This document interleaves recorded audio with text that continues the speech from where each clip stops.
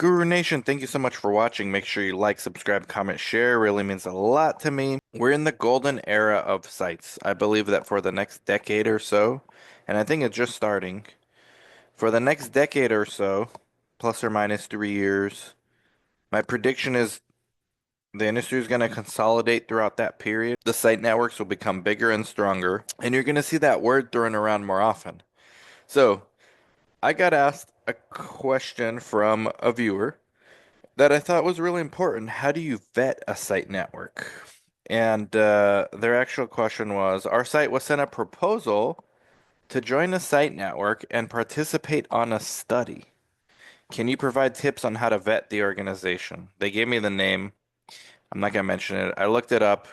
So this is not a site network in the traditional sense of the Velocities of the world, the Alcanzas of the world that are acquiring sites and rolling them up into the brand. These are more like my company has actually, DSCS. So we've done this before site networks was really a thing, but we have an independent network of sites. In our case, they pay us a monthly fee, a monthly subscription fee. We help them get studies. We help them we do negotiate their budgets for them. There's no other fees at all. We do offer training academies if they want, but those are not mandatory. And we're not a broker. So a lot of times broker sounds like a bad word, and you guys know my thoughts on brokers. It's a bad business deal for the sites. I know there's people that like it. I say go for it then, but it's not my style. And I think you can do better on your own or finding just more affordable and reasonable people to work with, which I think we hope to be. So, anyways, I'm going to make this podcast video on two styles: how to vet a vendor that you want to work with, because in this case, like a company like mine, DSCS, or in this case, this one, which shall remain nameless, which I never heard of before, which doesn't actually have a website. They have a domain name, but not a website. We can also be called site networks too. So the first thing you want to do, the first red flag is our site was sent a proposal to join a site network and participate on a study. So they have studies. They probably had a sponsor that told them, hey, find us site. I don't know what this company's model is, but the fact that they don't have a website and their LinkedIn page, which has just a few followers, says that they focus on matching trials with sites. So, like, Inato does this too, but Inato doesn't charge. Inato's a sponsor, by the way, of the podcast. And shout out to them. Inato doesn't charge sites. Inato, there's no hidden fees either. This is the part I really hate. So, not about Inato, because Inato doesn't do this, but about these other brokers slash site networks because the name sounds nicer. They load you up for the most part with hidden fees from what I've seen. I mean, we're talking 30% of your budget. The broker I worked with that really got left like a sour taste in my mouth from brokers, and I vowed never again, and was kind of the inspiration for starting DSCS because I'd much rather control my costs as a site owner and know that I'm paying 1,500 a month and I could stop at any time and I won't be charged anything else versus 30%, like what, or sometimes even more. I've seen 40, I've seen 50. They take advantage of a lot of sites. Whether you enroll patients or not on a lot of these trials, and when you get a contract as a site, let's say Eli Lilly, they're going to tell you 8 patients. Your site has a contract for 8 patients. Now, if I got that study through a broker, that broker says, hey, 8 patients, assuming all patients complete the trial and every visit, this is the total that the site can earn. This is our percentage. That broker doesn't care what you actually did because most patients won't finish and most sites won't enroll what they said they'll enroll. It's just the data is not on your side in this case. So if you're paying 30% of your potential and you only end up enrolling two, you actually in the hole quite a bit. And some of the brokers nowadays have changed their policies and they have a more flexible one or but it's still I've looked at some as recently as last month. It's not very good for the sites. Like you can do better on your own. We put out videos on how to do it. You can do better with a site network like DSCS, who again, I'm using the word site network not in the proper sense, but we've been using this name for a while. We're probably gonna have to figure out to come up with a different name. Because DSCS, my company, is also, just to make matters more complicated, trying to become a platform network of sites, which I'm gonna get into through Yuma Clinical Trials. So DSCS owns half of my site, Yuma Clinical Trials. And as we bring sites into our network, we are actually becoming a site network in the traditional sense of like owning sites. Customer facing side, where we're just charging a monthly subscription fee, we're not owning sites. We don't own any part of your budget.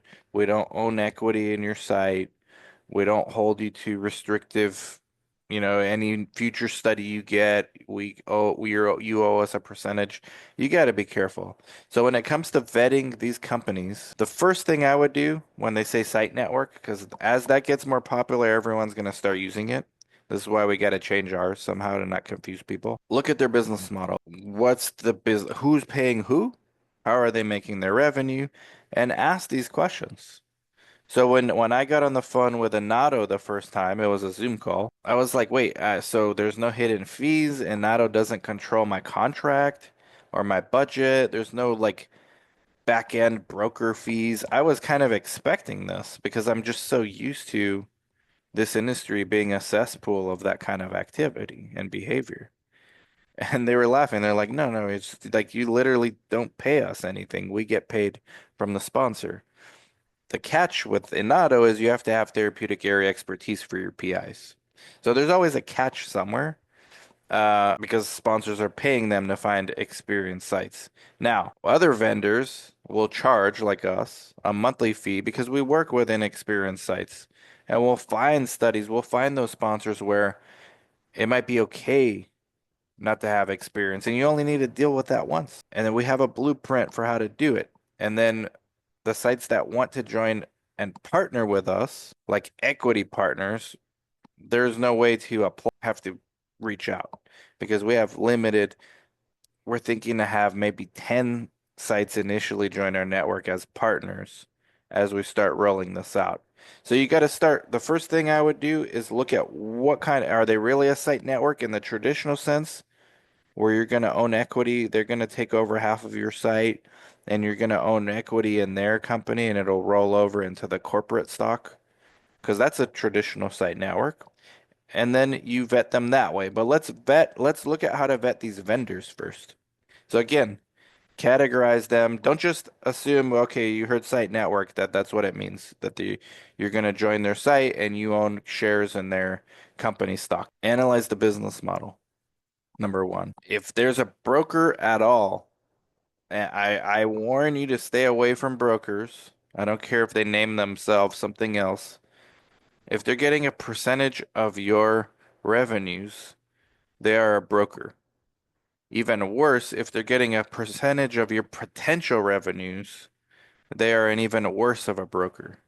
I would run away from those. Now, you got to do obvious things like look at their website, and this person who messaged me did say there's not much information on them. Well, that's being very gracious because there's just a LinkedIn page and with very few followers. So, um, I'm kind of looking at some of their key people now, and yeah, I mean this particular one, I would look at the specifics. I would ask them to send you a typical contract of how they work.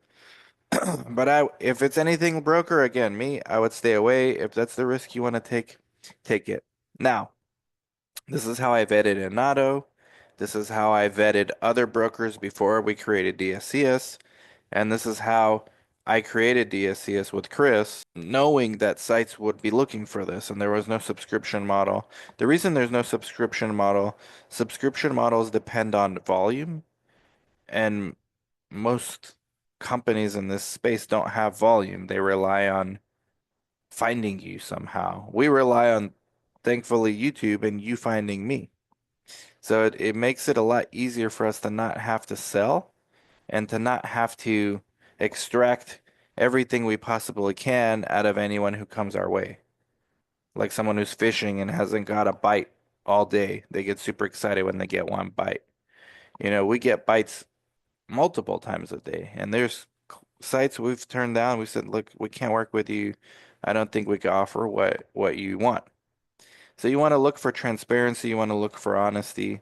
Now, when it comes to vetting a site network in the more traditional sense of this company wants to acquire majority share in your existing site and you're going to roll over the stock into theirs, a la the big ones, Velocity, Alcanza, and the other ones out there. You want to look at a couple of things. You want to look at obviously their LinkedIn, you want to look at their website. If they're big networks, you got to look at when you're coming in to the site network because if you're coming in last or towards the end of their roll-ups, a lot of the value has already been created.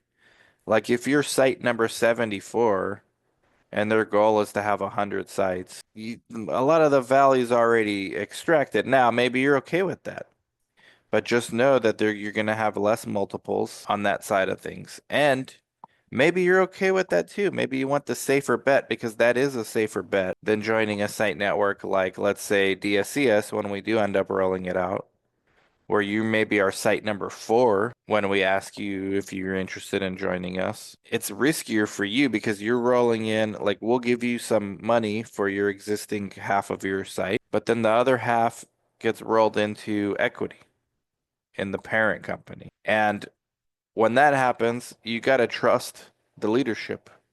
And if it's early enough, maybe you're part of the leadership. And this is where you got to know yourself. And so it doesn't matter so much the company unless, again, they're already super established. And then you can kind of discuss, hey, what do you know about this site network and what have been your experiences? If you go to enough conferences, network with enough people, you're going to hear stories. I talk to site owners all the time. What did these guys offer you? Oh, and even though you can't get into like actual specifics because we all signed NDAs, there's hints about, well, we're not sure if we're comfortable. And, those are key words that it's not all as sweet as they would make it out to be. So vetting the leadership is super important. I would look at the CEO and the key C-suite executive leadership. If they are well known in the space and if they are influencers and they have a good reputation, not everyone that's well known has a good reputation, by the way. And not everyone that speaks at conferences all the time has a good reputation. There's a lot of pay to speak people out there. You got to do your homework on if you're planning to join a site network, do your homework on the leadership. See if they've been on podcasts before. See if you can find replays of them giving a speech, a talk somewhere on a panel. Stalk them on their LinkedIn posts. See what they've posted. See if you can get not just their posts, but their comments on other people's posts. See if you can get a sense of the vision. Ideally, it should match with the vision that you've been pitched when they want you to join. Now you might ask, well, what does it matter? What's the vision? Well, again, if you're joining late, you already know what the vision is. If you're one of the last sites to join, you're just an extra part of the network, which maybe is, again, a good thing for some people. Maybe you had enough and you just want to exit. But if you didn't have enough and you still want that upside growth, but you just want to take some of the risk off, you need to find a more riskier site network to join with. And not all of them, not all of the small site networks are built the same. You got to vet the leadership. That's the first thing I do. You got to see if they are industry insiders or industry outsiders. Now, the earlier you get in the process, the less of the industry insiders you're going to have. Like when we do this, we're still looking for a private equity partner. If we end up doing this, we're still looking for a private equity partner. So I'm vetting the private equity partner. And the few that we've vetted so far are just new to research. They haven't even had their first flagship site yet or the platform site. But I'm still vetting them. Who's the CEO? What's the C-suite team?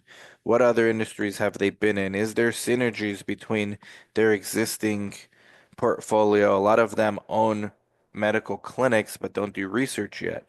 That's a net to me, to a site owner, those are raw ingredients I can cook a dish with to someone else who doesn't have experience building sites, which is them, those are just raw ingredients. It's like a chef.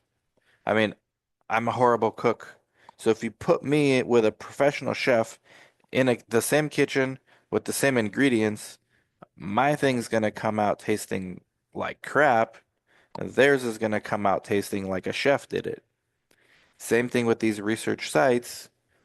Same thing with a site owner. If you're partnering with a private equity firm, and by the way, if you feel really ambitious, this is the way you should do it. What I'm trying to do, become the either the first site or the first three sites and really look at what infrastructure the private equity group have. Because money, everybody has money if you're in private equity. I mean, that's the oxymoron. It's like, how can you be a private equity with no money? So money, not all money is the same though. Like, is this money attached to a vision? Is this money attached to an existing infrastructure that you can utilize? Those are your raw ingredients. Is the executive team stubborn, or are they willing to rely on their first few sites to help build their vision, their goal? And that's where we are in the process, to be fully transparent with the SCS, which owns Yuma Clinical Trials, is to go that route. So we're vetting, and we have already vetted various private equity firms. So it's the same way you vet a more established site network. Maybe they already have the vision and all that in place, and they have the leadership team. And maybe you will be a part of the leadership team, but you're just another part. You're not the core that they're going to build around. Then you got to start vetting those people. And it just boils down to whatever labels we want to throw at companies, site network, not site network, independent research organization, academic research organization. There's no shortage of acronyms in this space. The fundamentals are the same, right? You're a site. You need to get patients, you need to get studies, you need to worry about your clinical operations, and you need to worry about your contracts and budgets. And if that group, if you don't feel like running the show anymore and you just want to be a part of a bigger team, look at how they do those four things and figure out if that's better for your site long term. Because typically they'll acquire 60% of your site so that they have majority share, and then the other 40% is rolled over into the existing site network stock. And the more sites they add on, the more diluted your shares become. They are better early shares than later shares because the valuations start going down and you start getting less for the same stock, if that makes sense. It's like being early on a Tesla stock, or maybe that one's a bad example because it's been doing bad lately, but being early on a Google versus being late on a Google. Like, it's way less risky when they're already established as opposed to early on.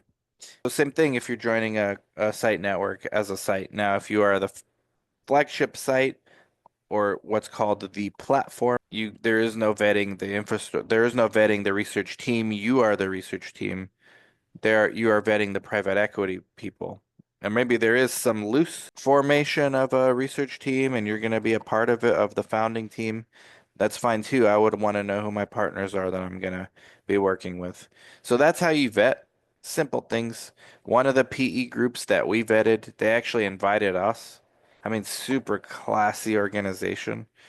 They invited us to one of their days where they brought all potential prospective business owners who were gonna consider joining their group. And this was everyone, not just research. We were only like three research sites in that whole thing.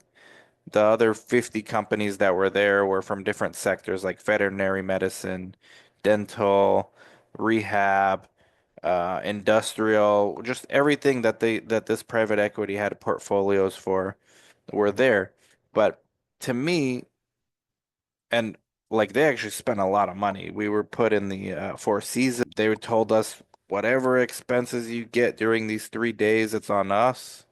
I mean, no expenses were like first class. They without even asking. Like it was just very evident from the get-go. Number one, these guys have money. Number two, these guys know what they're doing because this was not their first year. This was like their 15th year doing this yearly event that they have with prospective businesses. And so they had a process in place. They may not have a research process in place, but they have a process for returning capital and increasing shareholder value.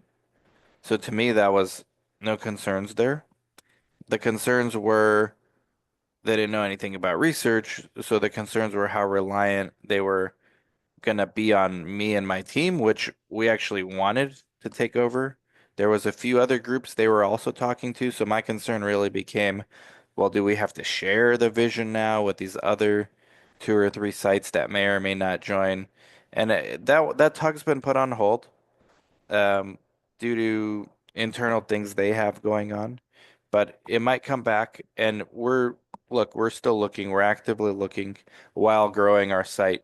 You just have to understand yourself as a site owner, where you are in the process, what type of a site network you want to join. They're not all the same. And then if you want to join a site network in the equity sense, again, which type do you want to join? What's your appetite for risk? Or if you're just looking to vet a vendor, you got to look at what type of vendor are you actually reaching out to. Are they a broker? Are they a subscription model? That's about it. My dog started barking, as you could probably hear, but it's perfect timing. Be careful out there. Do some basic due diligence. If nothing else, text me 949-415-6256, and I'll give you my honest thoughts on that group. Bye bye.